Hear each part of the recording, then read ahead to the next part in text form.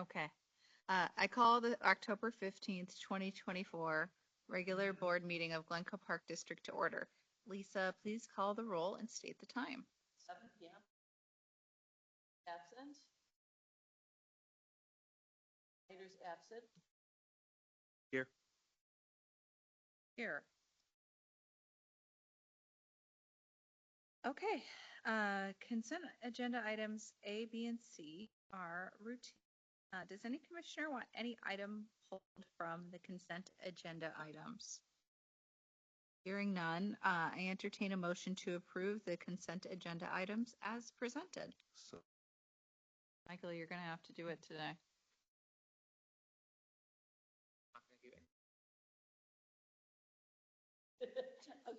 Okay. Roll call vote, please. yes. Yes, okay, motion passes. Okay, this is just staff here today, it looks like.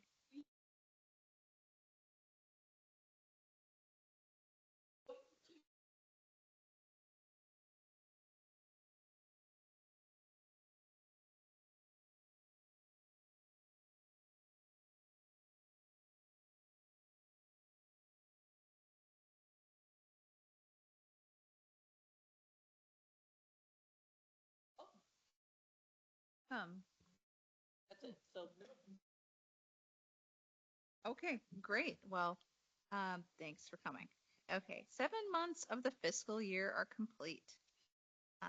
The report is available in the board packet. John's going to share a synopsis of the report and answer questions. All right. Thank you, President Spain. Good evening, everyone.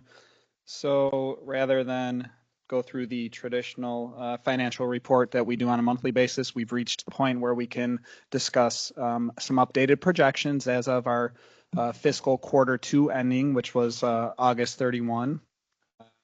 So staff has been kind of working on getting those, both those projections, and actually we're getting really into the busy time for our budget preparation too. So that's what the folks here in the audience have been working diligently on over the past probably month or so. We're really into the details here now toward the tail end of step 2 here in our budget process, which really just seems to go on throughout the entire year.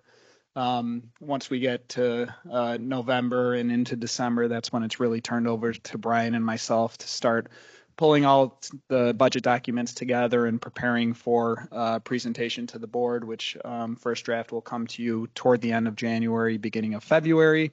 We'll discuss first draft and then ultimately approve the budget at the March board meeting. And then in April, we approve the budget and appropriation ordinance, which needs to be filed with the county clerk by the end of May. And that's what gives us our legal authority to spend our funds. So that's a quick recap on the budget timeline. Can you remind me, I'm sorry to interrupt. Sure. Our fiscal year ends at the end of February. Correct.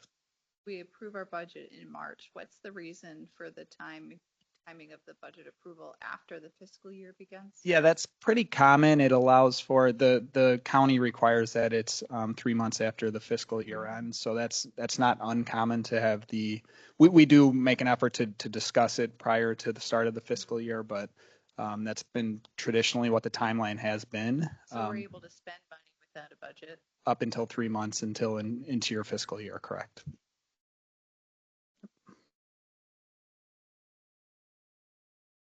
All right, so a lot of numbers on this slide, but this is the best way to capture pretty much everything. So these are all of our funds, and this is really meant to just try to simplify it as much as possible.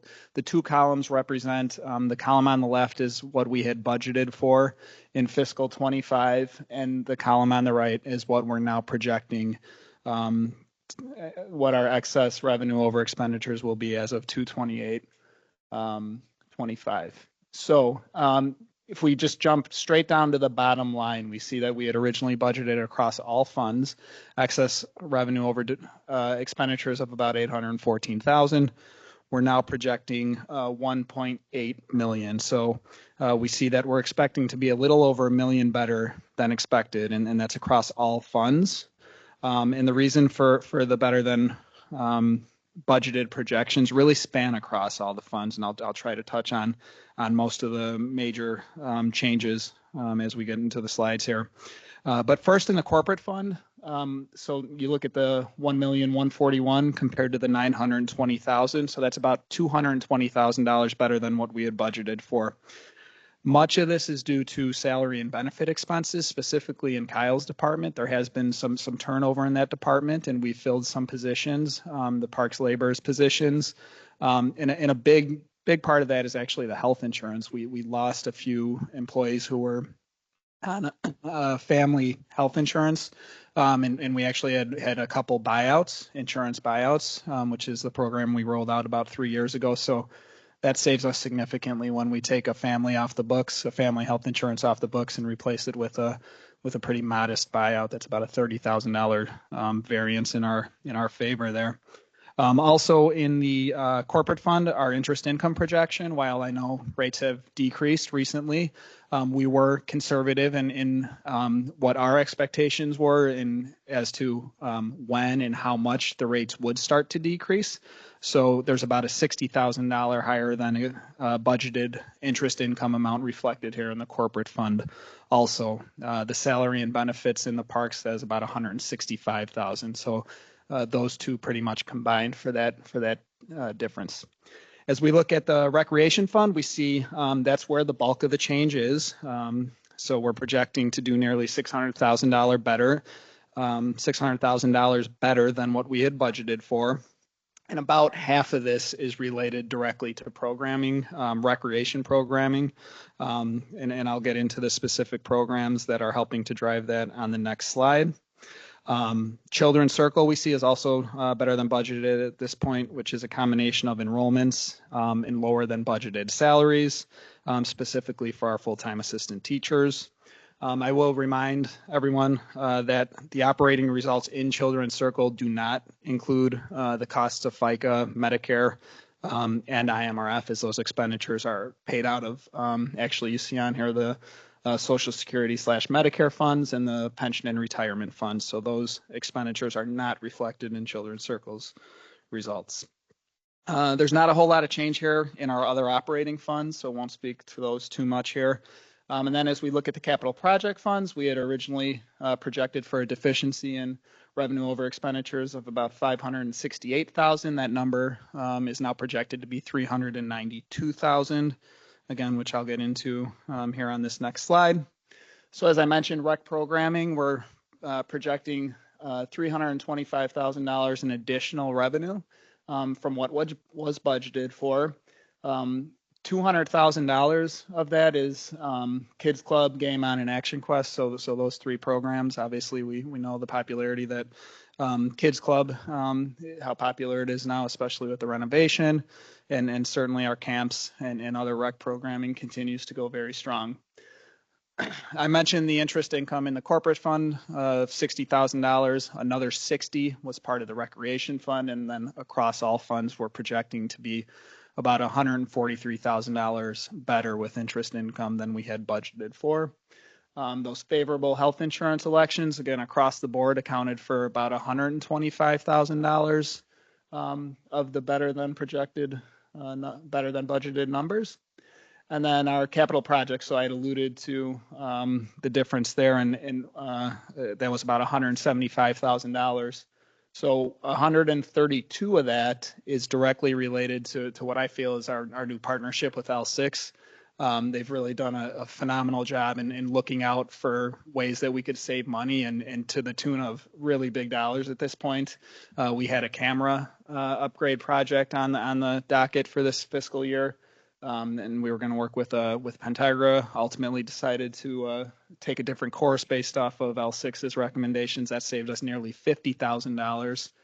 And then our servers were ultimately scheduled to be replaced. L6 has taken a different approach, really revamped our IT infrastructure from what we've seen and experienced, just a better user experience. Things are flowing better. Things are flowing the way they should. And just a different approach to ultimately did not need to replace all those servers at once. We're going to take more of a phased approach. And that's ultimately we've realized the savings from a capital perspective based off of those two recommendations from L6, and our tri-deck mower came in about $30,000 less than what we had budgeted for. As far as our master plan, Fund 69 goes, as I mentioned, about $175,000 were saved in the capital project fund. So we're projecting to be at about a $6.2 million fund balance at the end of this fiscal year, and that's in our capital project fund. So that's both 65 and 69. Without having the full budget amounts yet for the upcoming year, as I mentioned, we're still working through those, and they'll be at a pretty good point toward the end of this month, beginning of November. It's still pretty safe to say that we will have a fairly substantial transfer from both the corporate and recreation fund into the master plan capital project fund next year. So we'll have a better understanding as to where exactly that number will be as we get into the first and second rounds of our budget. But it would not surprise me to be pretty similar or close to where we've been over the past 2 fiscal years, which has been 1.4 million. And then we transferred the $2 million that was committed by the board in February. We transferred that in July at the conclusion of our audit. As far as our property tax revenue goes, we've collected nearly 96% of our property taxes at this point. We're waiting on probably one more large distribution from the county. I know one posted today. It wasn't the large distribution that we're waiting for, but hopefully once we get that distribution, that'll get us pretty close to what we had budgeted for fiscal 25. That covers really the highlights there. If there's any questions or comments, I'd be happy to address them. You remind me, we have a policy around transferring surplus. It's typically, I think, a smaller amount than what we're projecting for surplus right now. Is that something where most of the surplus would go to capital, saving for capital funds? Like how much of that goes to rainy day versus capital, I guess? We maintain 50% fund balance in the corporate and recreation funds. So we've typically drawn that down over the past 2-3 fiscal years to about 55-60% with those transfers. So it's really just a product of what our operating expenditures are for that year, and then any excess is transferred over. The other funds have a fund balance policy at 25%, with the exception of the debt service fund. That one's 15%.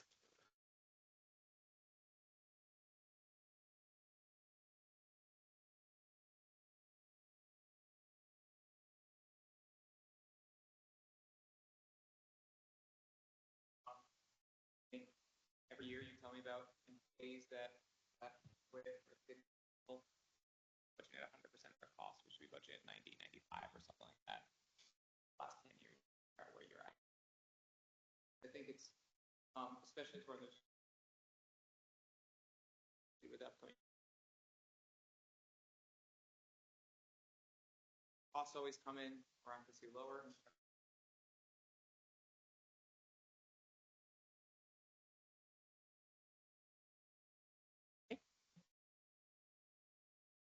All right. All right. If there aren't any further questions, we next have a presentation of the 2024 camp report.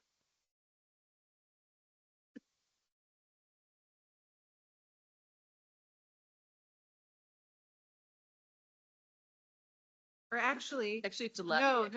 No. Yeah. You're not I was off the gonna hook say, yet. It's a levy. It's the Sorry. levy. Sorry, everybody. I actually had this thought process of what about the levy? We didn't talk about it. Yes. Don't need a presentation though, do you, John?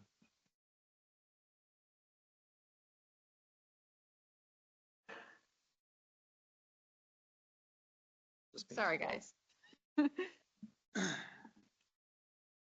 All right, so there are no slides prepared, just working directly off of the memo in this evening's board packet. So to summarize the memo here, as a reminder, with our operational tax levy, we're capped at either the lesser of 5% or CPI. So each of the past two years, so at 12/31, 22 and 23, or for 12/31/20 for the 22 and 23 levies, I should say, CPI had exceeded that 5% threshold, so we were capped at 5%, and that's what we had intended to capture in the previous years. This year, we're looking at a cap of 3.4% is the CPI. So we're going to go to the lesser number. So we're no longer working off of that 5% cap. So just a reminder that that cap is only on existing property, existing EAV. There is no cap on any new property or new growth within the taxing district. So for that reason, our operational tax levy this year is recommended to be at an increase of 4.72%. And that would just ensure that we're capturing all of the potential new property that would be out there. So we're looking to capture the 3.4% that we're allowed to under the PTEL, the Property Tax Extension Limitation Law. And then we're also just building in a little cushion there to make sure that we do not leave any new property on the table. We certainly want to do our best to capture that new property based on the philosophy of equity that people are essentially buying into the park district, the infrastructure and that we have established here. Combine that with a decrease in the debt service levy, and that gets us to an overall increase that we would recommend at 2.79%. All that being said, the district would not be required to hold a truth and taxation hearing because our proposed operational levy increase does not exceed the 5%. However, we have historically done that just as a matter of good transparency. So we are still planning on holding that truth and taxation hearing. There is an ordinance for your approval in the board packet tonight. And then just one other thing I wanted to point out here on the memo, there is this chart which kind of goes over the CPI history over the past 10 years. And while, as I mentioned, the two previous years, CPI exceeded 5%, so we were capped at the 5%. So even factoring in the 5% from those 2 years, factoring in the 3.4% from this year, if you take a 10-year average for the last 10 years, that number is very, very comparable to what that CPI number had been over the course of the two previous 10 years. So PTEL was enacted in the mid 90s. The first 10 years under PTEL, there was a 2.38% increase, and 2.4, and then an average of 2.47 for the periods, the previous 10 years. So essentially the 10 years, if we break them up into three increments, the 3 increments of 10 years from PTEL's enactment, it's essentially the same over the course of those 10-year periods, even with the 5%, and now 3.4% over the past 3 years. So that just highlights the fact that CPI inflation was significantly lower the first 7 years of this 10-year period. With that, I'd be happy to take any questions or comments on the tax levy. I guess I have a comment. I mean, it looks here because of the cap and during the years of really significant inflation by capturing the 3.4% versus choosing to go with something below that. We're really kind of catching up to where our expense growth had been. Exactly. And that's the intent there. And that's why what we're trying to highlight with this chart, just to kind of show that there's obviously our expenses were increasing a lot higher in 2015 to 2020 than what we were ultimately allowed to levy under PTEL. Now, this is CPI, right, which is a broad basket. What, in your opinion, and we just went through and just showed how we're trending ahead of budget.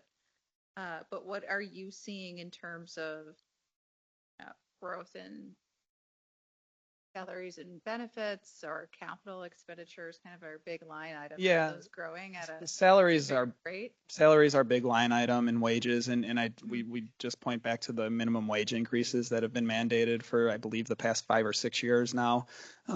We're going into the last year of it now. But obviously, 8% increases in minimum wage just compress on our wages above that. So that's the main driver, and then certainly operating expenses, especially over the past 2-3 years. Just supplies, things like that, equipment. And I get at this in part because, again, like Michael said, we're asking voters to approve a bond levy, but I think the point being here is that we're not just collecting it because we can, it's because we need it. Correct. Absolutely. I think it's always been our practice to capture that operational levy. I think most districts think along the same lines. We really don't have the diverse revenue streams. You might see, municipalities or other taxing districts may abate a portion of their levy, but they have a sales tax base to rely on. They have income tax base. They have other local intergovernmental revenues that are coming from the state that they're able to help, replace, and they don't have as much of a reliance on the levy. We're 55-45%, 55 being programming, which is very strong. And in some years, it's even lower than that. Historically, we've gotten into the 30s, and that just speaks to what we're doing from a rec programming perspective.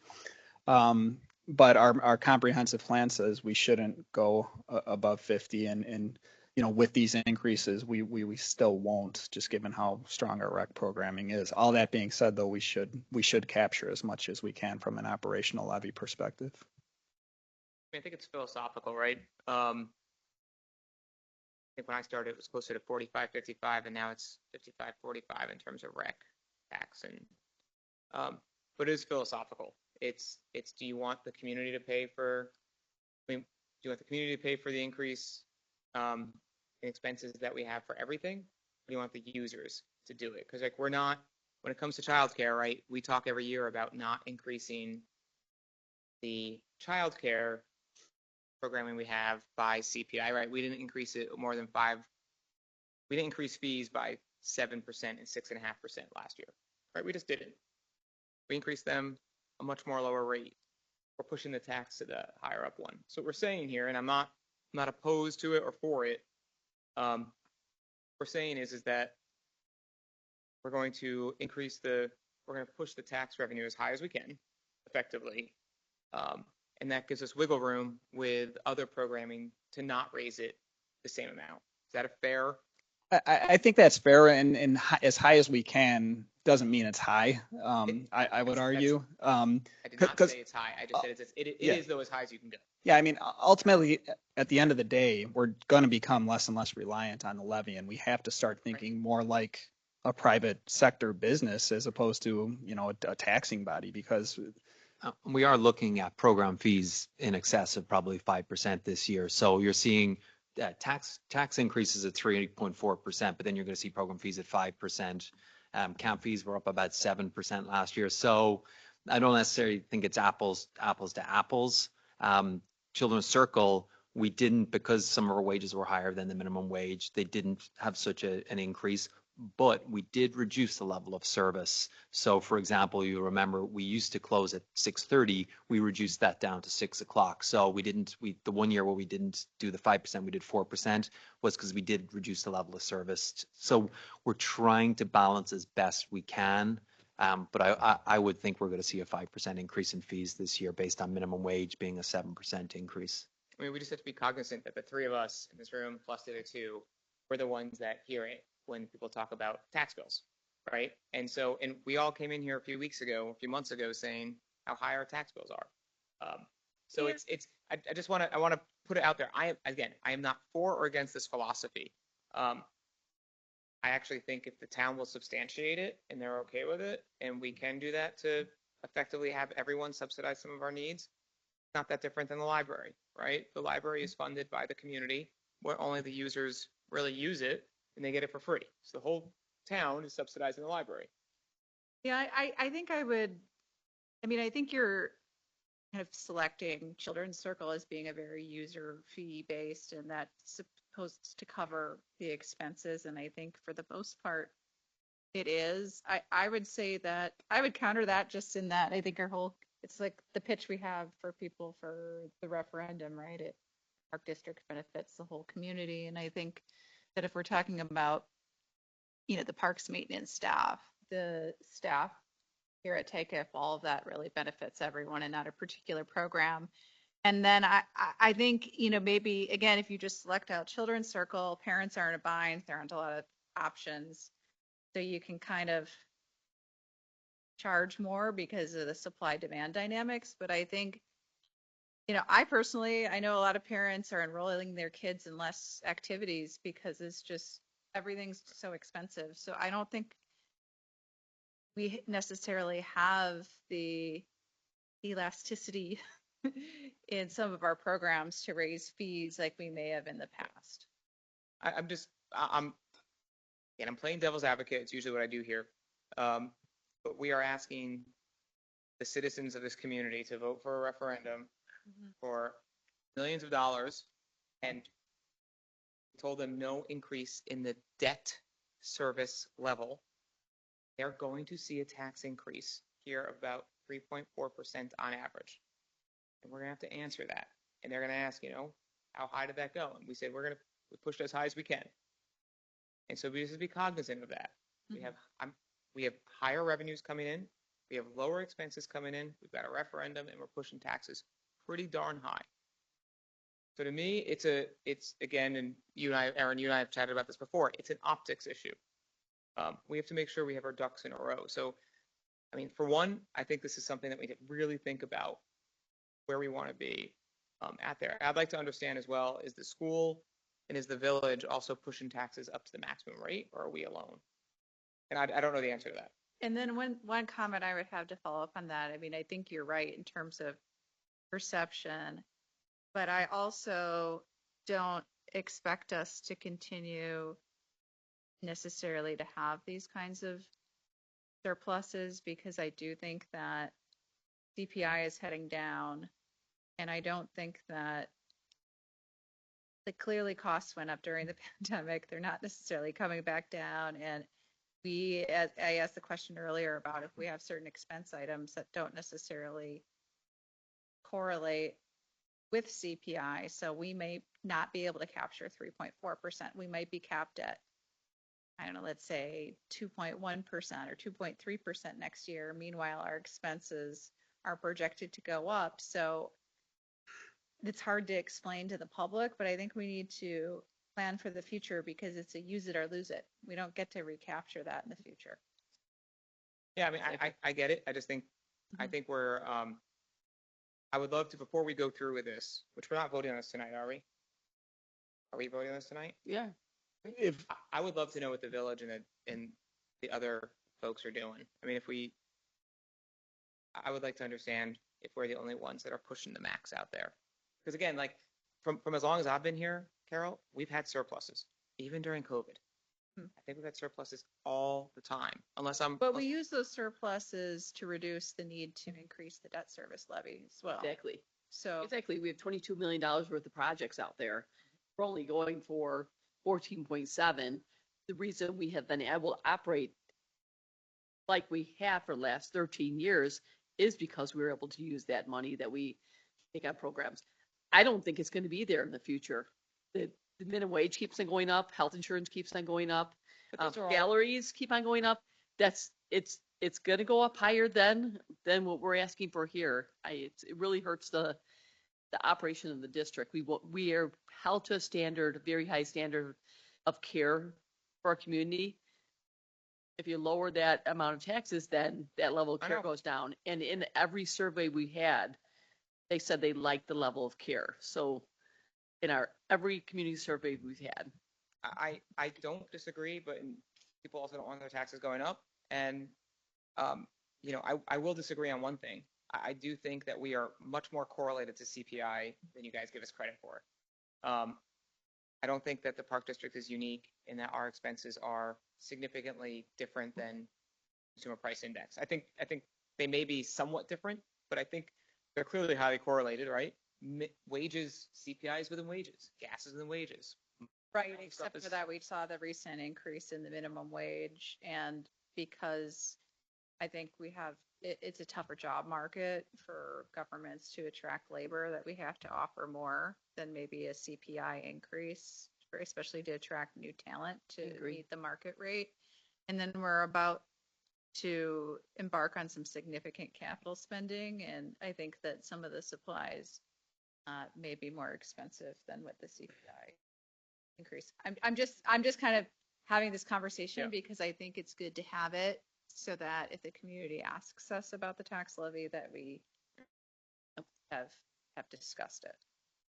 Commissioner Kobe, to answer your question regarding other districts, I believe the village and library are having those discussions now.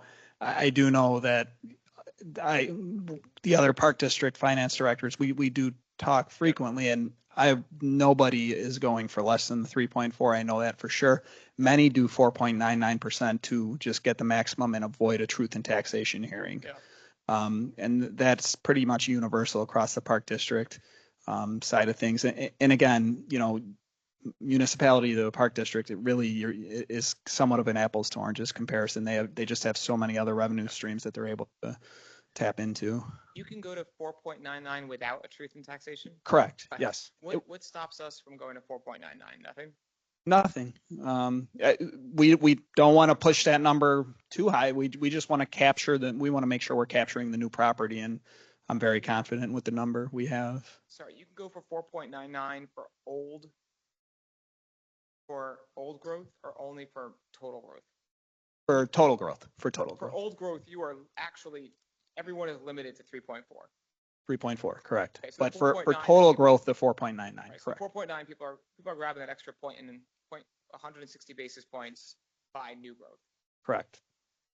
I mean, quite frankly, I wouldn't mind seeing us do that as well. I mean, like, I'd rather, if there's a way for us to grab it from the new growth and not the existing, I don't know why we wouldn't. Well, try we're it. capped to what the new growth is. Last year, new growth was only 0.56%. So that's why we built in a little over 1% this year. There's not much activity yet at Hoover Estate. So the expectation is Next year? correct. Next year, that will definitely be more of a topic of discussion once we get in a little more into Hoover and what the expectations are there. I'm just trying to manage the argument of, hey, you're, again, a surplus in revenue, coming in lower expenses, you're asking us for a bond referendum, we're going for this.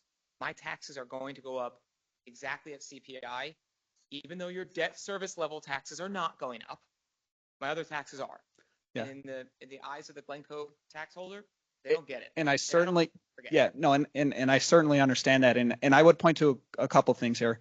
So a couple of years ago, we did abate a portion of the debt service levy, $240,000. We could kind of factor that into, the increases over the past couple of years for sure. Because if you do want to take a burden off property taxpayers, hitting your operating levy is the last place you want to go. You want to focus on your debt service levy first, abating that because there's potentially reserves there. And there still are some reserves that we could potentially tap into if we wanted to abate some debt service this year. And then beyond that, you'd want to look at your special rec levy because that's not capped by the 5% either. So that can adjust. When you hit that operating levy, though, you're kind of making decisions for future administrations because you're kind of potentially forfeiting growth that you're not going to be able to capture in the future.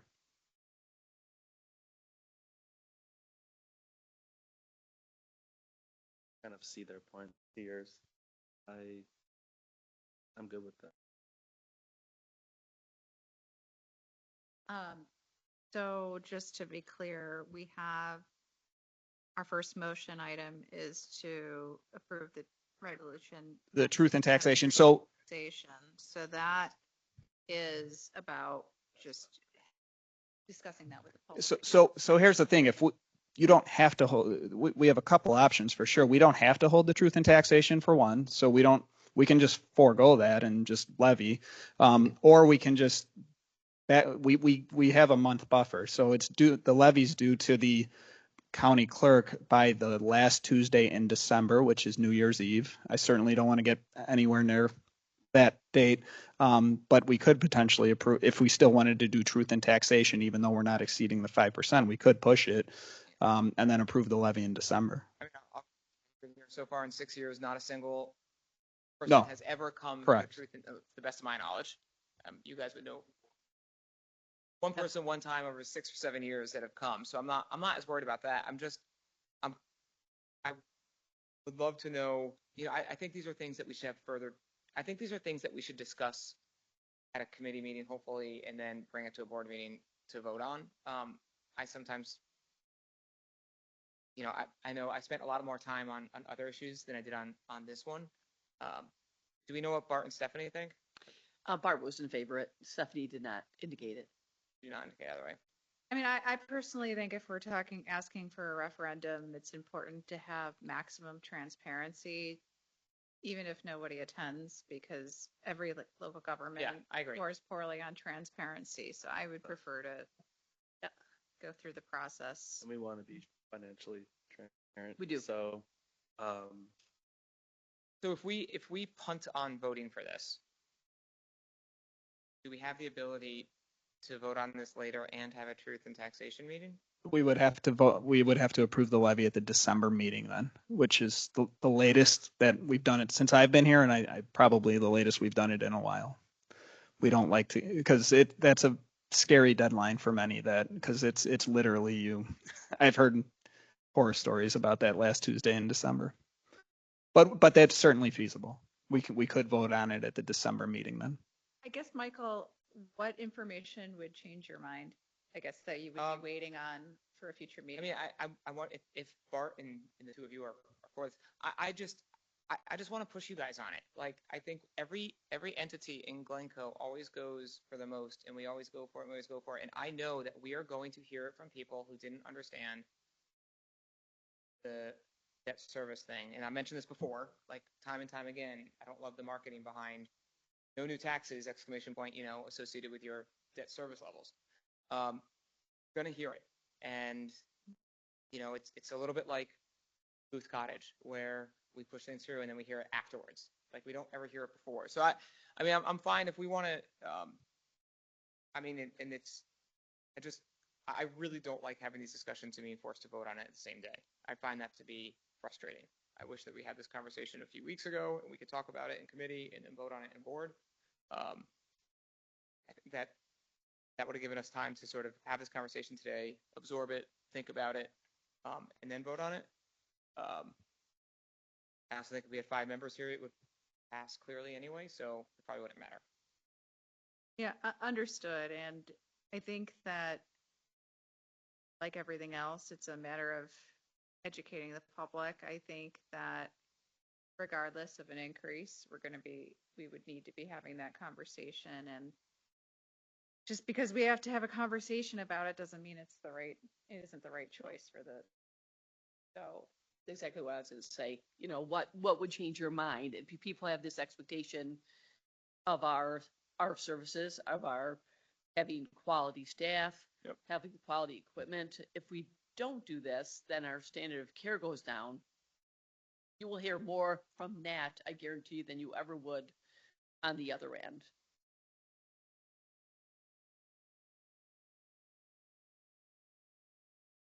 I would like to move forward if once we get to the action items, just given the timing and given Bart's agreement. I think Sure. I understand your point, and I think in the future we should make a note to have this We just have to have a conversation. commitment of everybody being able to come to the meetings. Yes, earlier. So that's some of the problems that we're having. Presence. This unfortunately was a strange Yeah. month. So, No, I Michael, get I understand where you're coming from. I just think I don't think we're gonna benefit from pushing it Yeah, forward. I mean, I at think this point. if Bart is already indicated he's for it, and we've got 2 other members for it, I say we vote, and I will fine with this. I just think, again, in the future, these are the conversations that we should have in committee. These are serious things that impact our taxpayers. We should have this committee and then talk about it and vote on it on boards, have an open discussion, have time to think about it. I'm 100% really in favor don't of think that and get it. And I am in agreement with you in terms of trying to have this bigger discussion on it, and it would help, obviously, if we did have the other two. But again, I think it passes either way, so I'm not, but yeah, you kind of swayed me in like a 50-50. Don't, Well, I'm I gonna- thought but I'm- with all due But I'm gonna, respect, but I'm gonna, I- but I I think- am leaning Yeah. to yes for it I mean, I because think I we'll be trust okay. I think the the community opinion will of everyone. understand. I think the community's gonna be upset for a few weeks, like they are when tax bills come. No one's happy at tax time. No one's happy at tax So- time, but we should just, again, again, are they upset because their overall tax bill, right? Ours is only 7% of that tax bill. Right. So when they get there, are they coming yelling at the Park District small portion of that tax bill? I think they For are. what they get in return? I don't disagree with Right. you at all. No. What they get in return, what we invest in this community is exactly what the community wants, and it is phenomenal. And I think for every dollar they put in, they get $1.50 out. But we have put in this, we have this referendum out there, and we're collecting a lot of money, and then we're collecting more money on taxes. And again, it does go back to philosophy. I would actually love to see us think about increasing the fees as we increase the taxes. Well, we are. Yeah, good. We good. absolutely are. Fees We are going haven't- up. We haven't all the time. Fees are up. Realize we did. Fees are going up average of 5% in our budget So I will- discussions. I'll vote for this. I'm excited about having a truth in taxation. Let's see what people say. And again, we can always tell people that they had an opportunity to come at that truth in taxation meeting Yeah. as well to talk about it. Yep, which is why we think it's still important to have it. Yep. Okay, so I think at this time, we'll continue this discussion when we get to the action items and move forward with the 2024 camp report. Sorry, guys, 20 minutes Wait, later or whatever it we- was. We're not voting on this tonight? No, We're we are. voting in the Yeah, truth in the in action items. taxation. Okay. Action item number. So it's not- I think After you that- have the truth and taxation After the and camp. hearing, and then you vote on the levy. We have the Okay. director's report. Yeah. Was my understanding of it. Yep. So Got it. we're having a public hearing first. So Okay. there will be an additional discussion. Absolutely. Good. Yeah. So tonight we're going to talk about the phenomenal summer that we had for camp, the 2024 camp report. Again, I want to introduce Andrew and Susie and Adam from the team, who are our main camp team. Susie joined us in August. Andrew joined us at the start of the year, was here for his first year, and then obviously Adam's a veteran at this point. So big kudos to the team. We were a little short this year with Erica transitioning into her new role, and everybody did phenomenal. So we're going to talk through that. So the plan for tonight is to talk about our staffing and training. I'm going to review the preschool camps. We're going to then talk about youth and teen camps. We're going to talk about Game On, which is our specialty camp for girls. We're going to review the survey results. We're going to talk about the overall phenomenal camp participation and then the financials. And then we're going to talk about the future considerations. So staffing and training, obviously, is a big part of our camp operation is the great staff that we hire every year. And Susie will talk to some of the survey results about that later. This year, we hired just over 100 camp staff, from camp directors to head counselors to counselors, across all of our camps, from preschool to youth and teen to even our aquatics camps. They go through rigorous training. It's a blended training that they utilize. We utilize Town LMS for about 3 or 4 hours of online training, followed by 2 to 3 days of in-person training. We kick off with our all-staff orientation before the beach opens. It's a great kickoff to the summer, and then the week before camp starts, we'll bring in for either 2 days or 3 days of training, kind of depending on the high school and college schedules. Recruitment efforts can continue to utilize the job fairs, obviously at New Trier as well as Loyola Academy are really our 2 big polls. We also are starting to pull from Highland Park quite a bit more as well with that. Referral bonuses continue to be a great help. So we offer for our returning staff, if they refer a staff member, $100 bonus at the end of the season. And that new employee, if they both complete the year, they get a $100 bonus. We do at least over 2,000 this year as well for those referral bonuses, which is great. So our preschool camps were extremely successful and popular this year. Really, there's two parts of our camps. There's our Bears camps, which go from basically newborns, which come with the guardian, through to 4 years old with koalas. And then we have our Kinder Corner camp, which is kiddos expecting to go into kindergarten in the fall. This year, we brought in some new performers. We had exhibits on the go from DuPage Children's Museum. We had Science Heroes, Animal Quest, Traveling World of Reptiles. So these were some of the new performers. We did survey our camp staff and directors this year to see what they liked. Previously, we were asking a lot of the parents, but obviously parents aren't there for those. So we wanted to get more valuable feedback, and that gave us a good insight of what the kiddos and the staff thought was great for the camps. In terms of the Bears camps, they had a very successful year financially. You'll see that enrollment actually was pretty much in line, but what ended up happening was with the trend that we're seeing across the board, people went from the shorter duration to the longer duration days. So they didn't do the 9 to 11 camp, they did the 9 to 1 camp or the 9 to 3 camp. So we're seeing that desire for the extended days, and that led to the additional revenue. Obviously, the longer they here, the higher the program fees. On Kinder Corner, again, the kiddo is about to go into kindergarten. We opened up a 4th class. Again, we saw that surge in demand for the full day option. We do offer 3 different times. We're looking to actually remove the shorter day because there's really very little demand for that shorter day at this point, and to continue to offer the more extended day options. Financially, it was very strong. We ended up using the Pi room, which is now being converted into the sensory room and the teacher workspace. So we saw a lot of kiddos come in from Montessori and from some other camps.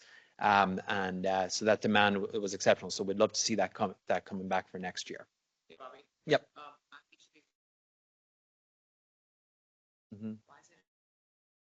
Because not all the expenses have been paid yet at this point, so there's a couple. So we're just projecting what it is.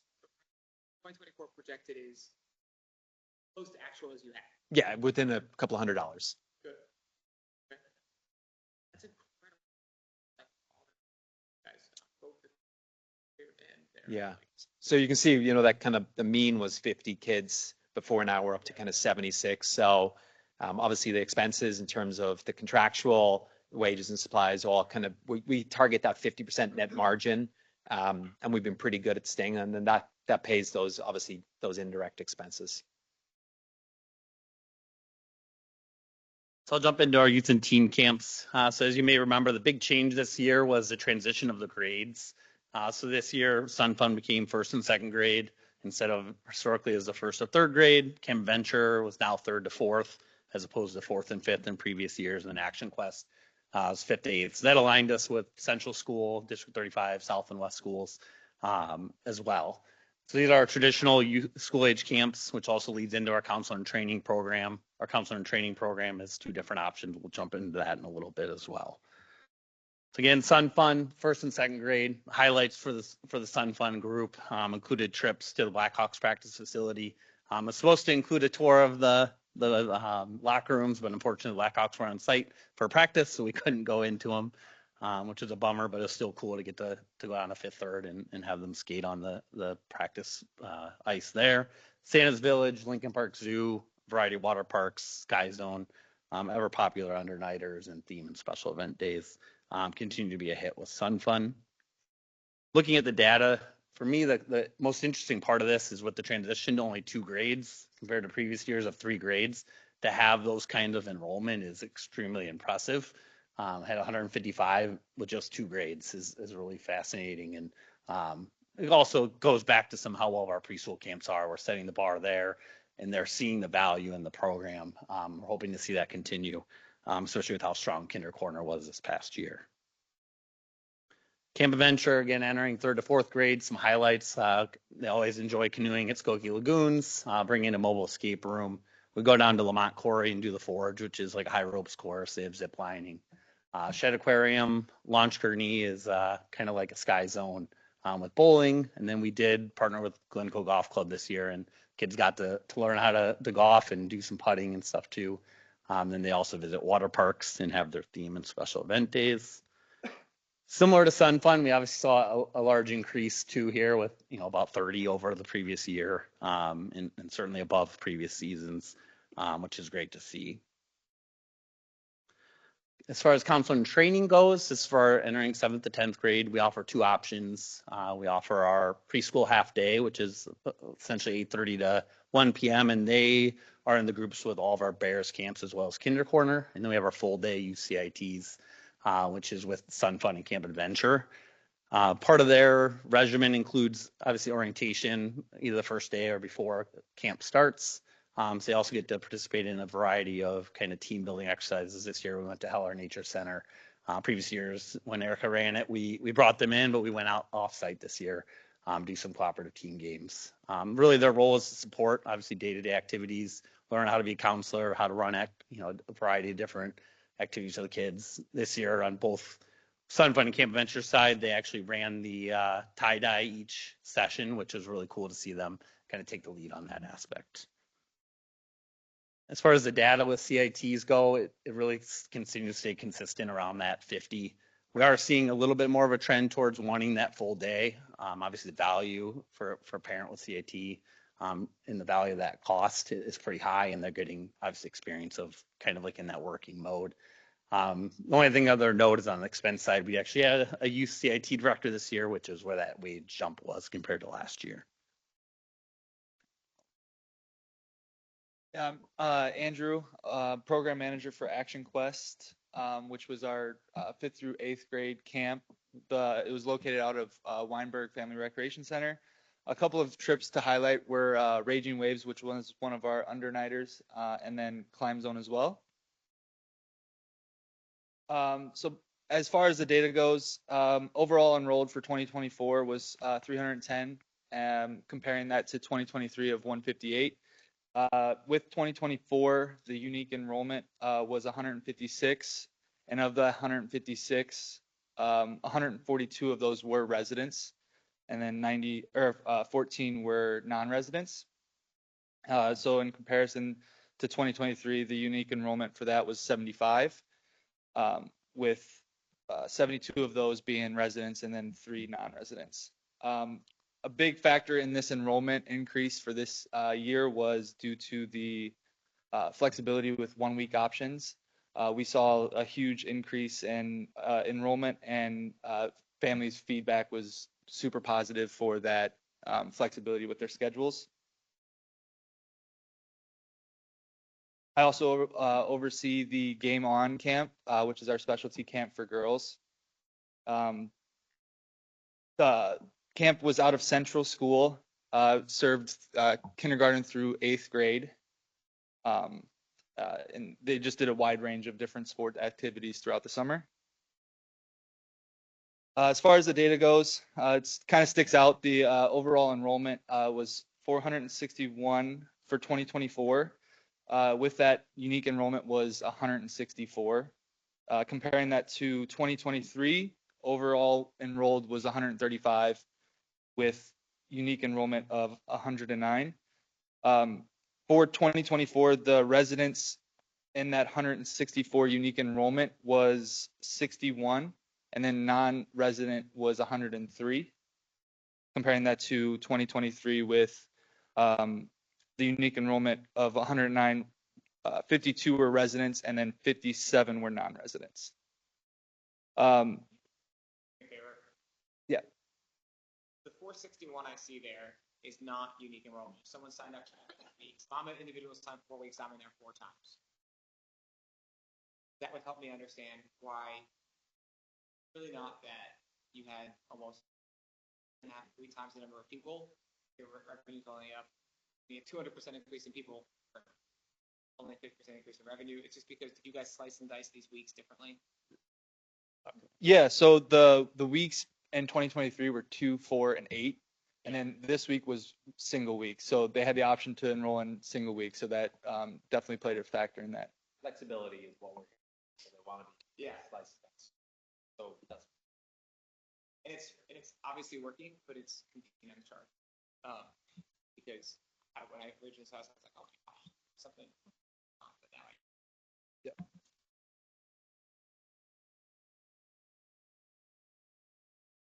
So I'll jump in more into kind of overall camp data. So looking at total camp enrollment, to Commissioner Covey's point of being skewed, obviously this year was skewed quite a bit by the large numbers in Action Quest as well as Game On.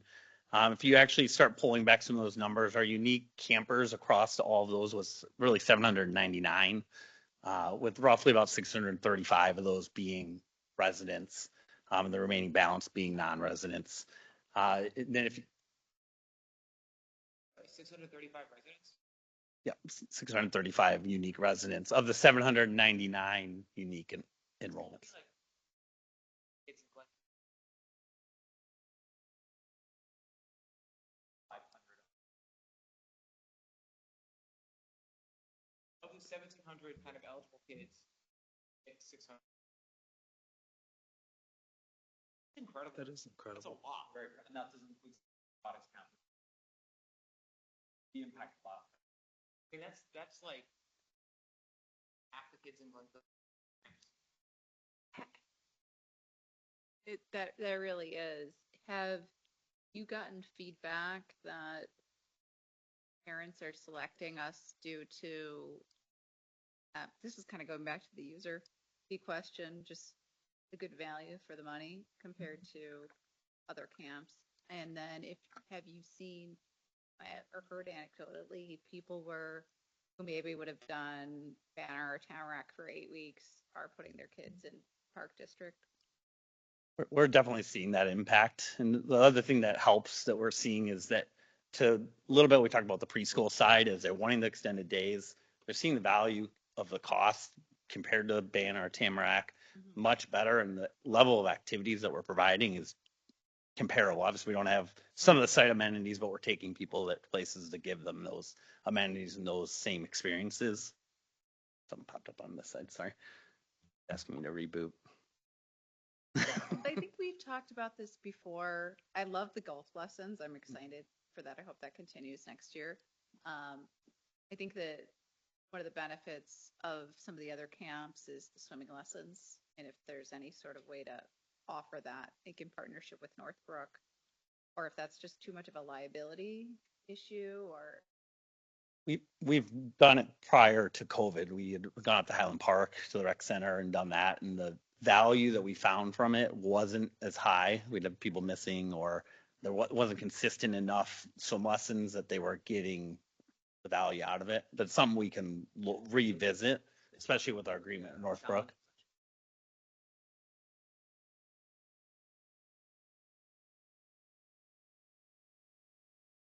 High ratios and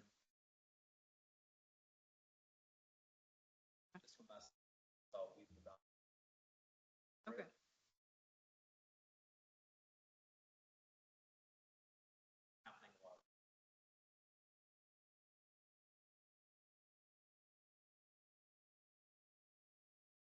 Yeah. Okay. Well, I mean, it doesn't seem like we're hurting in enrollment, so no need to offer it. I was just curious.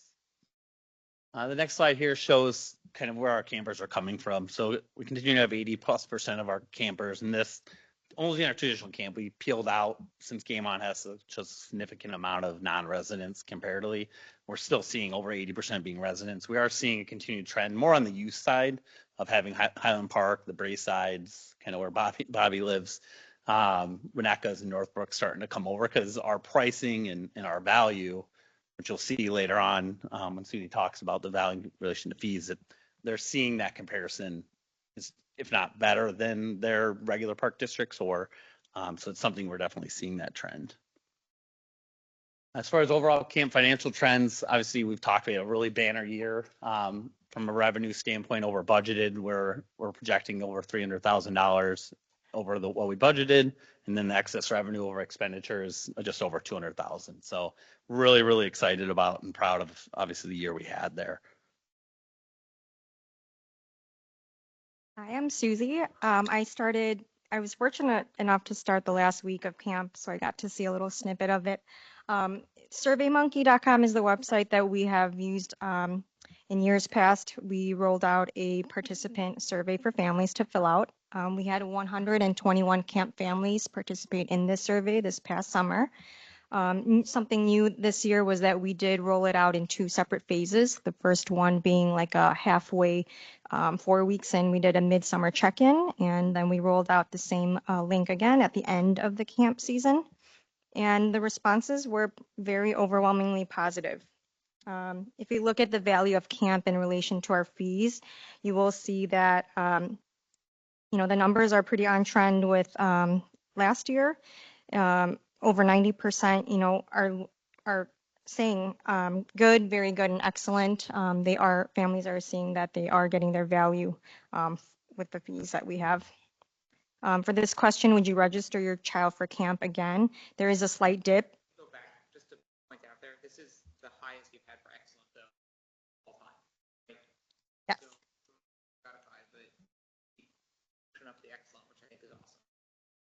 Don't want to overshadow your good things. Yeah. 7%, pretty good. Yes, we agree. It is an anonymous survey, so we can't really we can't tell you who's taking the survey, but the slight dip could indicate that maybe there's older students who are maybe phasing out of the camp. And then when you're looking at that 121 survey results, the slight dip could mean maybe 5 or 6 families in total. Any questions about the slide? We are. Somewhat concerning, 7 point. Kind of impact. Can't slice and dice that to figure out, like for action class versus. You can, but spread out over so many camps. Like you also have came on such a part. But so easily, 120, 124 responses, but 7 families different. So I don't know if it's statistical. I mean, it's still a huge number. Don't get me wrong. Like 87% is really, it's a lot to be proud of. And we're also not saying why are you not interested? Like, hey, I'm going to be a CIT next year, or out of it, or hey, we don't want to do a next year. We know how Glencoe goes. Great. The next ones, I think these are the ones that I think that this has to happen. Yeah, when it comes to our program management and our customer service and our staffing, these are the numbers that we are really, truly proud of. Continuing on that upward trend, you could see that there was 100% satisfaction rate and good, very good, and excellent. And I mean, literally zero survey results coming in that said fair or poor. So we're really, really proud of that. It kind of reaffirms how positive the camp experiences are for our students and our younger kiddos. So planning to not change too much when it comes to next year. Same thing with camp satisfaction when it comes to our camp location and operating hours and our camp activities. Again, over 90% are selecting excellent, very good, and good. Some of the future considerations heading into summer 2025 camp season, our camp locations and our limited facility capacity kind of remains as is. We're operating mostly out of here at Takeoff Center and also some of our camps at Weinberg. We can't really seem to find any other facilities that we can operate out of. So those 2 facilities will remain as is. And we are following closely with the Glencoe 35 school district, their calendar. School ends a little bit later than usual this coming summer, which means that our camp starts a little bit later as a result. Some of the creative solutions that we have are based on some of the challenges that we've seen. A large part of our staff returns back to school, whether it's high school or college. They return at the end of the season, and we've heard a large requests for care in those gap weeks between the end of summer and then the beginning of school starting. So we are really looking forward to using our contractual providers and partnering with them again. Some of those providers being Game On, Elena Victoria, which is our provider for our fashion and jewelry camps. Those were very much a hit in our 1-week volleyball camps, which I believe we have 2 weeks of, as well as our Camp Kids Club. And 244 days till the first day of camp. So, but who's counting? Yeah, and then another consideration we're making for the next season is a Way for the Day initiative. And this aligns with what District 35 is currently doing. And this just means that it's a way for us to have the kids put away their phones for the day. What that looks like, we're not 100% sure yet, but that's something to consider for the 2025 season. And then lastly, Finish Strong Athletics Boys Sports Camp is coming for 2025, and the location is still up in the air, and grades will be 1st through 7th for that. And it's like, it's such experience FSA. They limit out at grade 6, I think. He's doing half the summer this year of 7th. Doing what? For 7th graders, he's doing the first 4 weeks. Yeah. I think if there's a way for us to work with them to tap into that age group, there's a lot of kids in Glencoe that struggle that summer between 6 and 7. It'll be great to tap into that. So if you guys can think of a way to do it, but license that name, some of them, I think. Well, they're going to have to, we're going to need them, they're going to run them. To facilitate it, so. Administration. Location. So. Whoever came up with that idea is very good. We've been with them for a while. It's actually, I'll give Adam, he's built that relationship over a while with he's programming and but on this for 5 years. Yeah, nice job. Still, it has to be executed. We've got to agree. We've got to figure out space. Yeah. Large cap. So figuring out plus logistics, where the buses are going to drop off. Yeah. Yeah. Porta potties, that sort of stuff. Yep. No, it's not an easy thing to figure out, but it's a Step in the right way to direction. get that age group. We like to keep them in Glencoe playing mode. So Similar to Game On, it's people that are going to go to FNC anyways, keep them in Glencoe. Are we using the West School or the West Park fields for any of the camps currently? The District 35 utilize West for their summer school. Oh, okay. So we don't have access to the ball fields during the day. but we really need the central and south. Okay. Location.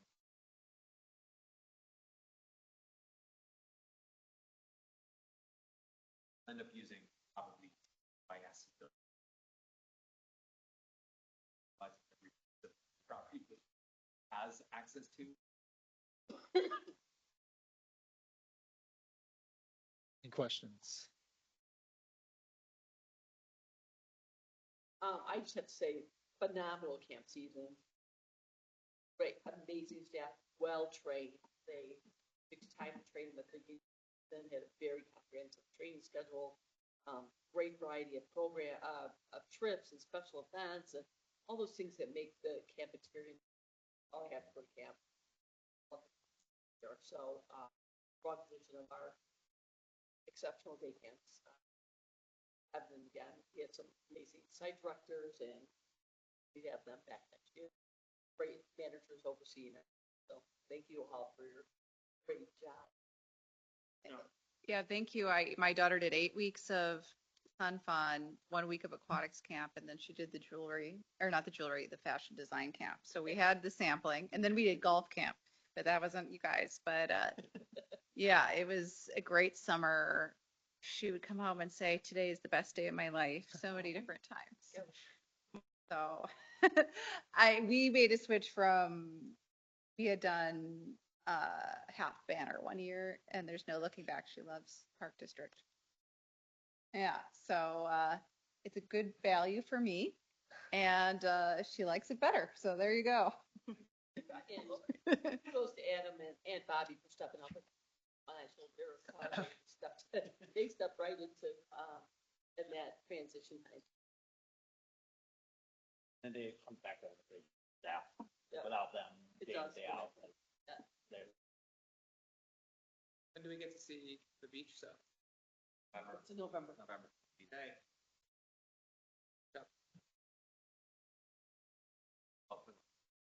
Okay, thank you. Great. Went up 3%. I calculated it correct. You went 43% to 45%. So. All right, Lisa, it's time to move on to the executive director report. things. IAE conference coming up was January 23rd to 25th. If anybody would like to go, we are indicating you'd like to go, so just let us know if you want to go Friday and Saturday or just one day. It's great educational. Talk to other associate tracks just for you. So just let downtown. Turn it over to Kyle to talk a little bit about the community solar that we'll be talking about later. Thank you, Lisa. I guess. Yeah, so there will be an action item related to this topic, but just want to touch real briefly on an opportunity to enter into community solar. So we've been working with NIMEC as our energy broker for the past 2 years. They allow us to enter into group bids and capture lower energy costs for electricity and natural gas. They are now working with community solar developers to help connect NIMEC members with those solar farms to enter into community solar. Essentially, this provides us an opportunity to both support green initiatives and capture some energy savings. We'd essentially be getting a 10% discount on our supply charges on electricity, which is estimated to be between $13,000 and $17,000. That would be on our 2 large accounts, Takeif and Weinberg. We would not want to enter into this for the maintenance center with the potential for future standalone solar as part of that project. But did just want to talk through this with the board as it is an action item. It is a resolution of authorization for Lisa to sign into a contract. The opportunities come up somewhat sporadically, and when they do, you got to jump on them right away. So what we want to try to avoid is if we have something come available in the middle of December, not having to wait until the January board meeting for approval. So with that, I'll take any questions on community solar, if there are any. Why is that? Is it because there's only a limited amount of solar? High demand and limited. So as a new solar farm is being developed, basically when it gets offered to you, you have to jump on right away or the next person in line is going to hop onto it. Huh. That's cool that there's demand. Yep, definitely demand. Yep.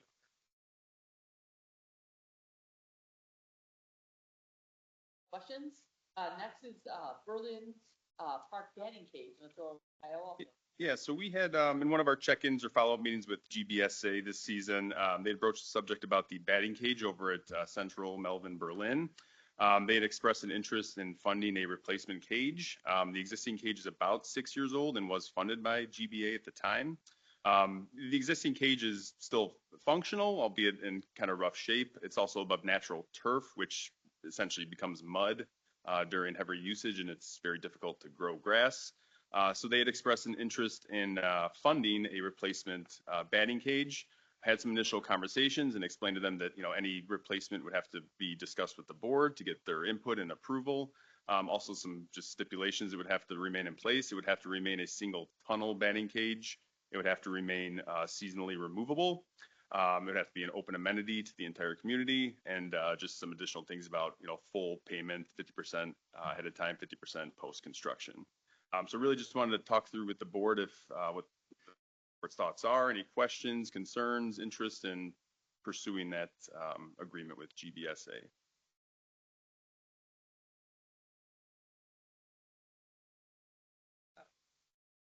$680,000, and I realized I went to 10. No. What is the cost? Like, I didn't see the cost of it. I don't know if it's 50% of what. So we would expect the GBSA has expressed the desire to pay for the full cost of replacing batting cage.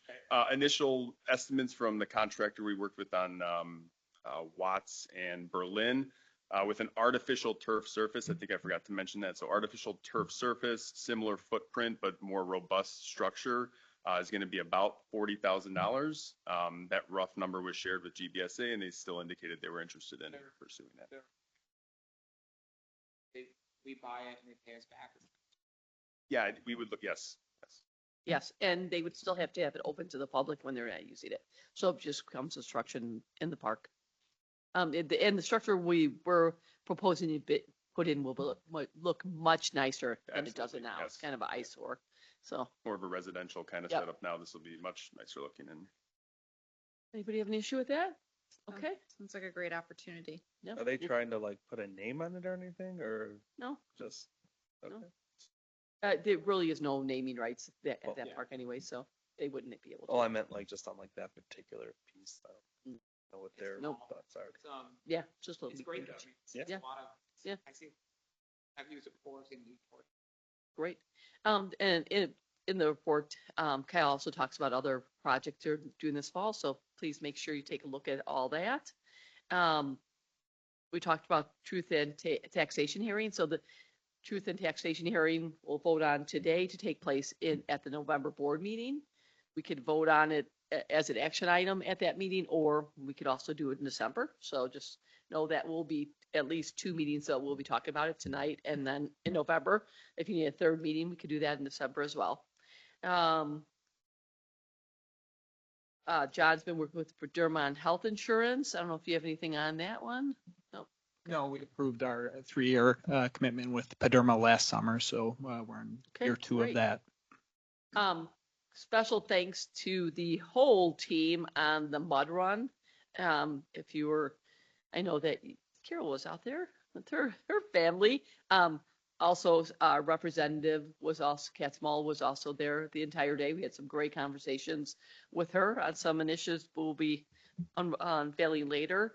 But I have to say the team, the parks team, the recreation team, the business team, everybody works together and it's amazing. You don't see many parks teams that will tear up a park like our team tears up a park and then restores it, gets into making the obstacles, working with the rec team on that. So we're talking about how breaking down silos and now everybody working together. This is really one of those prime examples of that. I'm so proud of this event because I think there's maybe 4 park districts to do it. And I think even the one who originally thought up idea says we do it better. So we really get into it and the community so appreciates that. So thank you for our whole team. There's obviously a lot of information in here. Bobby, if you want to highlight anything in particular?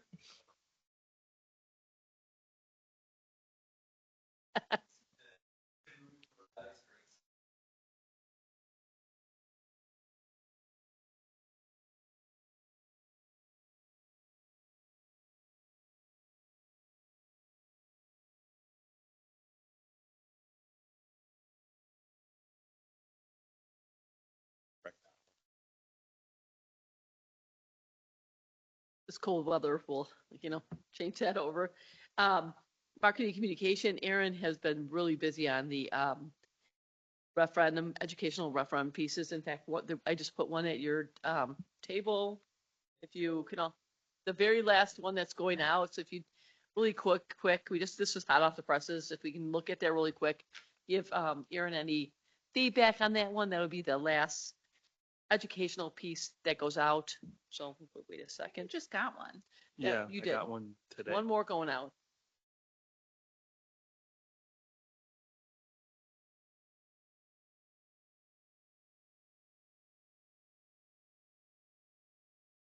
Here you go. Paul did say that these are getting smaller, more concise with the information as we get closer to the election. So Have we been getting any more feedback about it? I certainly haven't seen any emails.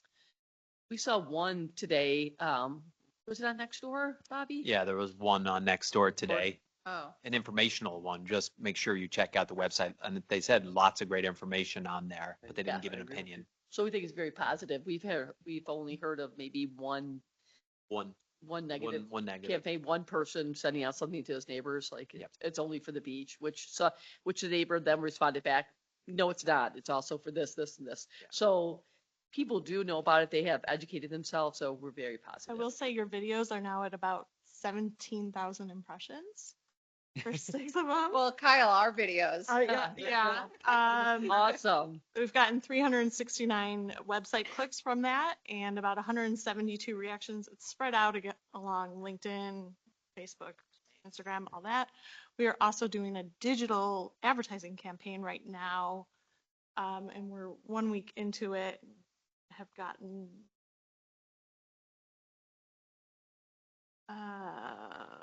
where did the number go? 80 clicks from that in the first week and 91,000 impressions. So it's getting traction digitally. Great. All right. See. We do have one more opportunity to talk to the residents at Board and Bites. That's where the Village Library School District all come, board members come, and any residents can come up and ask them any questions. I know Carol said she'd be there. I don't know if anybody else is. I said I could do it. Jordan's gonna be there Yeah. too. That's great. It's from 6 to 7:30. I'm guessing the movie starts at 7, so really 6 to 7. It will be out there at Berlin Park in the shelter. And if it rains, we go into the auditorium. So What day is this? Friday, This Friday? this Friday. Do you think anyone's gonna come? Like, other than the board members? I mean, I personally would be eating dinner with my family or doing something fun. And then if I didn't have, Well, we know that showing up. We are doing it before a special event of our own. I don't know. Yeah, This is like, something if I that we could always, train we try to, a thought from the village is that we're trying to capture different times and not always do them Saturday morning. That's why we're trying to Friday night, just to see if we can, other people besides the usuals that come out Saturday morning. They'll try to So- bribe them with some food too. I think Honey Oh, Butter yeah, Chicken Honey is Butter gonna Chicken's gonna bring out bring some samples. food, so maybe. Not a lot of food, but samples, Mhm. but, so they're trying to attract an audience within a special event, so. We don't know. We have no idea. Dress warm though. Dress warm. Last time, I think there was, a couple that came, so. Yeah. We're doing the boards and bites quarterly, we're trying to link them with special events and different things like that, so. Any questions on the piece? Any comments for that, for Aaron? Okay. Other than that, that's really all I have.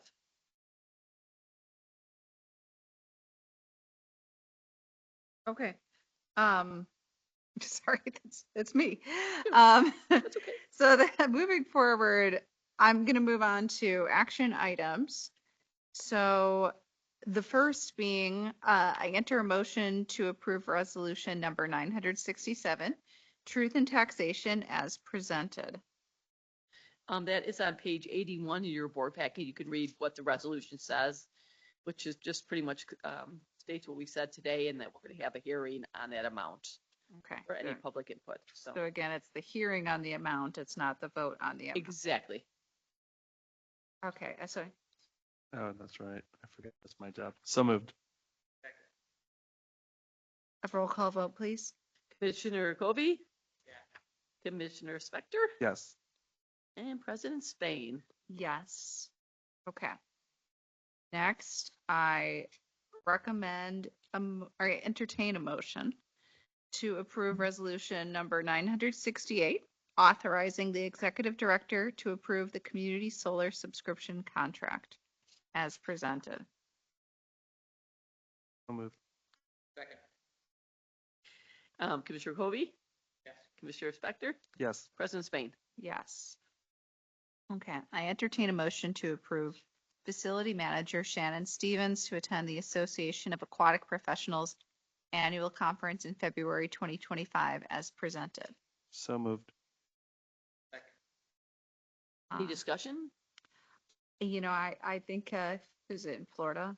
Florida in February sounds wonderful. I hope she has a great time. It's actually a phenomenal conference. You don't get a lot of good beach conferences in Illinois. So people come from all over the United States. I went a long time ago, and you learn a lot. So it's great for her to go to this. Yeah, it's a really good conference. So we're excited. Let's send her. All right. Roll call vote, please. Commissioner Kobe? Yes. Commissioner Spector? Yes. President Spain. Yes. I entertain a motion to approve a change in the scheduled November 5th, 2024 committee meeting to Wednesday, November 6th, 2024. So moved. Roll call vote, please. Commissioner Kobe, yes. Commissioner Spector? Yes. President Spain. Yes. All right. I entertain a motion to approve administrative support staff Erica Durgazi as the deputy local election official. Any, a motion, please? Oh, I didn't know if I interrupted and you stopped. So moved. Okay. Commissioner Kobe, Yes. Commissioner Spector, Yes. President Spade. Yes. Okay. Oh, here's the ceramics That's under and other business. other just- yep. business. So this is just a discussion. Yep. It it's is just a not Discussion, not a vote. a vote. Okay. Okay, get to this one, ceramics. So now with the new kiln that we have in the ceramics studio, we're trying to hedge any kind of uh, issues that we may have about people coming and wanting to use these very nice kilns that we have for commercial purposes. So coming in, doing projects and selling them. So we already currently have ordinance 700, which prohibits commercial activities. So no peddler, vendor, or any person involved in any endeavor for profit shall engage in the commercial sale, rental, exposition, or distribution of goods and services. We use this ordinance in the past for example, tennis court instructors come and use our tennis courts for profit. To earn money, they have to get a permit, or pickleball now, or in the gym, private basketball lessons, things like that.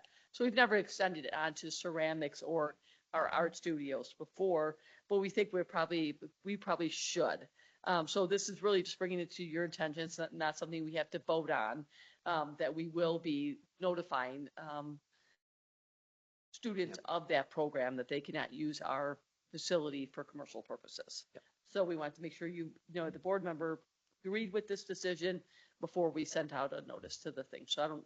Yeah, and we're going to put together, we have put together kind of a manual for participants, which include a code of conduct so that they'll be very clear on what studio rules are. The space is limited down there, believe it or not. And we want to make sure with the expansion, we're going to have a lot of firings of multiple different kilns, and we don't want to add more to our instructors' plates and then having them to spend more time in the studio doing pieces for potentially commercial or people selling on Etsy or in the private studio world. Yeah, I think from a purchase for a public benefit with tax dollars shouldn't go to an individual's profits. Yeah, we agree. So do I. How does it not, how does this ordinance not already apply? It does. We're just going to be enforcing it. Yeah. So we just wanted to let you know because we've never really enforced it. Yeah. Didn't really see a need. We do see a need now. So, just in case anybody comes in, because they may. They may. They might come complain to you like, well, I can't believe I can't do this. We just want to we didn't want you to get Yeah. blindsided by this and to make sure we stayed in a public forum. Ordinance makes of the entire purpose. All right, sounds good. All right, we will then go ahead and roll that out. Okay, the other thing we'd like to bring up for discussion, other business, and again, we're not voting yet. This will be the first discussion. One of our goals is to have a dynamic, inclusive workplace. So we're going to have a discussion on early childhood care benefit for full-time staff. As you know, in this rapidly changing world, it's becoming more and more difficult to find quality staff, managers and teachers and things like that. And one of our tools to attract quality staff was some of our benefits. And one of them has always been our Children's Circle daycare benefit. After probably in the first 13 years, we had no problem. Staff kids go in the program, and we love that. We think there's a great benefit by having both commissioner and staff kids in our programs.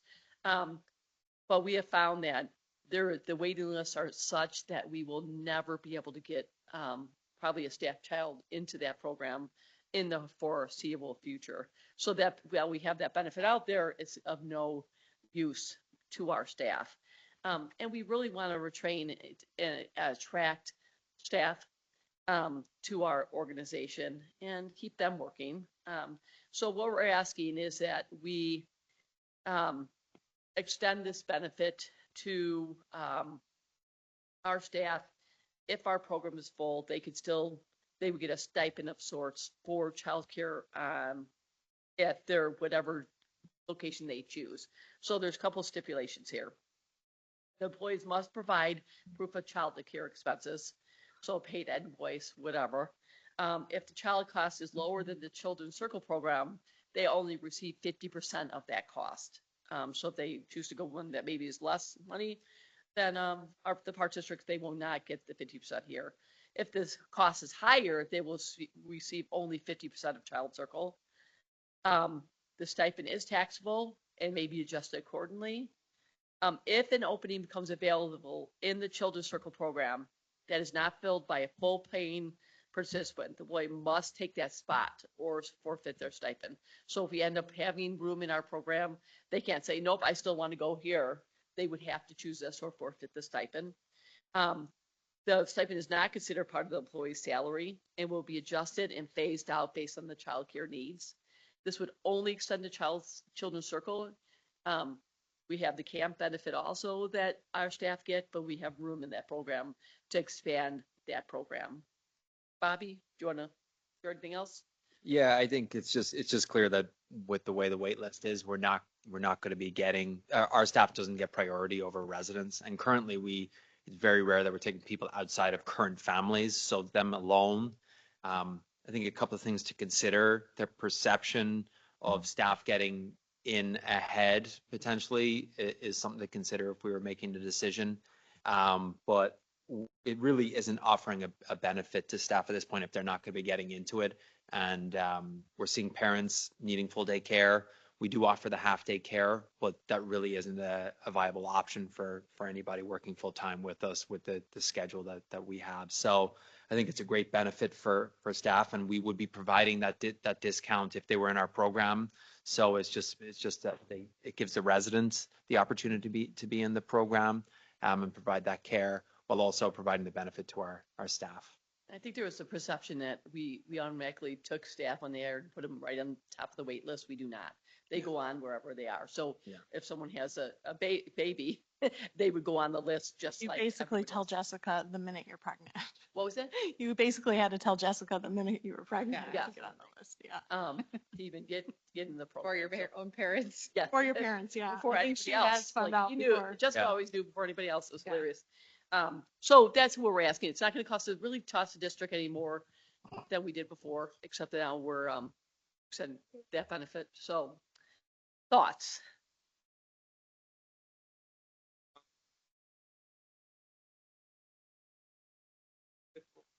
Have a time limit on it. It'd be like 90.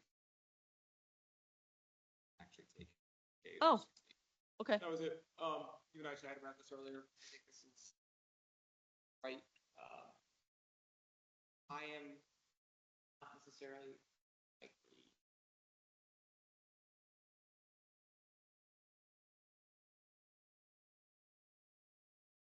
like employees having their kids takes the program. Makes the program better for the residents as well. To get really good feedback. Understand the delicate balance. They actually qualify the same as a resident because they Same work as in a resident. Yeah. Yeah. So They don't yeah, take just to residents clarify. over residents. Yeah, So, yeah. correct. They don't they're get treated as a priority. resident. Yes. Yeah, I would just put if an opening becomes available in Children's Circle program that is not filled by a full paying participant, the employee must take that spot or forfeit it, within days or 90 days or something. Okay. So it's not. Yeah. Because most schools, some of them will make you forfeit if you give in a certain period of time. So that's actually a good bit of feedback. Yeah, that was good feedback. Thoughts, Carol?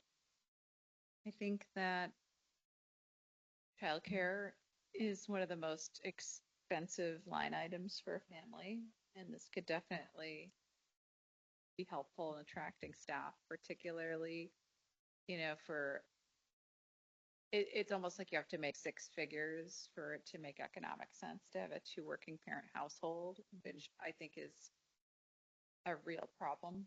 And if you want to be able to attract staff, I think this makes sense. I think, unfortunately, I wish that we had this sort of benefit across the country, but I think that, if you think about it, it's not really costing us any more than if there were an opening in Children's Circle. Yeah. Because even if the staff wasn't in the spot, somebody would be taking it. So I don't anticipate this really significantly. Like, we're not going to see a bunch of new babies because of this, right? Right. No.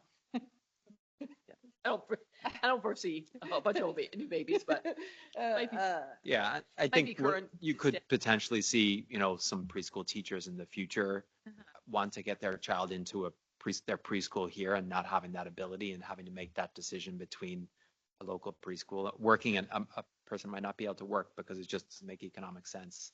Right, and that's what we're afraid. We want to Yeah. keep women in the workforce, and I think you're exactly right. This barrier of childcare, if you're just breaking even, you get that pressure to, should I even work then? Is it really worth working? Then you're dropped out of the workforce. That And sets then you you back have to, permanently. then you permanently have to try to catch up. And we want to keep, especially employees in park and recreation and teaching, we want to keep them in this profession. Gordon? I'm all for this. Great. I think it's great.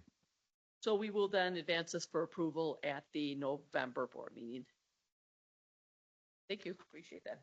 Okay, so I think that gets us to the end of the agenda, and there's no reason to enter into a closed There's not.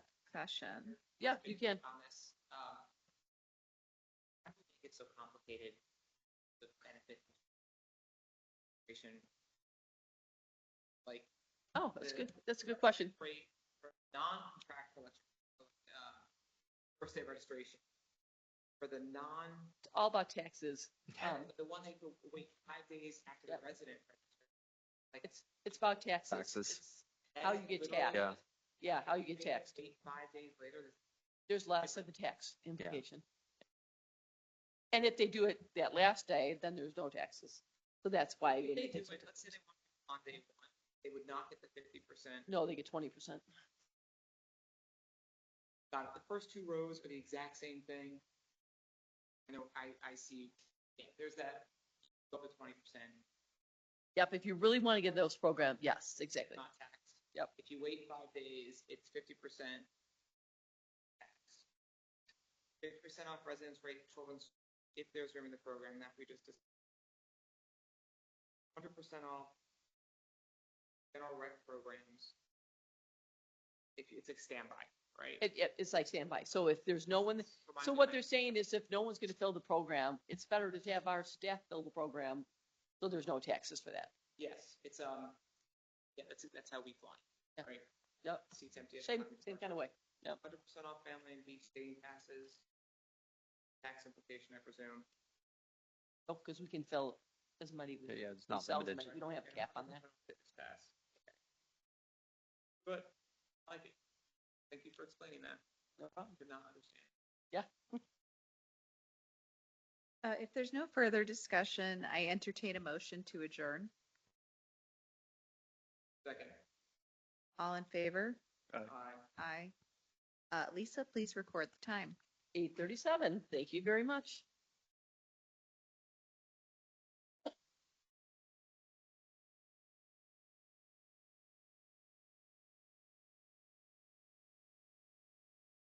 That's great. What he's gonna say.